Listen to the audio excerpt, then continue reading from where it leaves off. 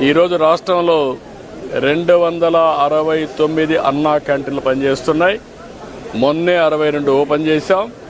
ఇంకొక 5 కూడా తొందరలోనే ప్రారంభమవుతాయి. 275 క్యాంటీన్ని ప్రారంభిస్తున్నాం. ఈరోజు దీనికోసం నేను ఒకటే మా ఫ్యామిలీ అందులో భువనేశ్వర్ గారిని మనస్ఫూర్తిగా అభినందిస్తున్నాను.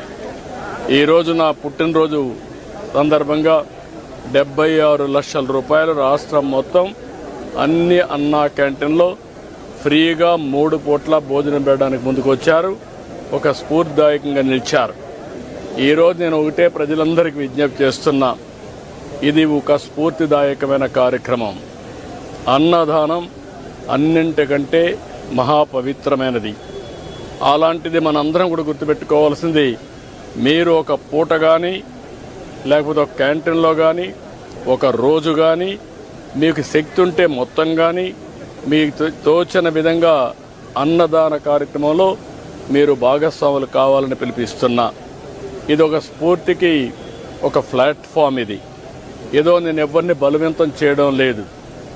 వాళ్ళందరినీ కోరుతున్నాను, మనందరం కలిసి ఒక స్ఫూర్తి ప్రదాతలుగా తయారు కావాలి.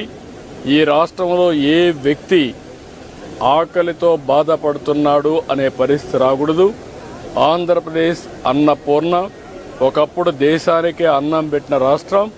ఈరోజు మన రాష్ట్రంలో ఏ ఒక్క వ్యక్తి ఆకలితో బాధపడకుండా కడుపు నిండా తిండి పెట్టే పరిస్థితి మనం తీసుకురావాల్సిన అవసరం ఉంది.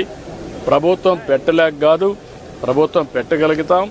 దానికంటే ముఖ్యంగా ఒక స్ఫూర్తికి ఇది ఒక ప్లాట్ఫామ్గా తీసుకుని మీరందరూ భాగస్వాములు కావాల్సిన అవసరం ఉంది.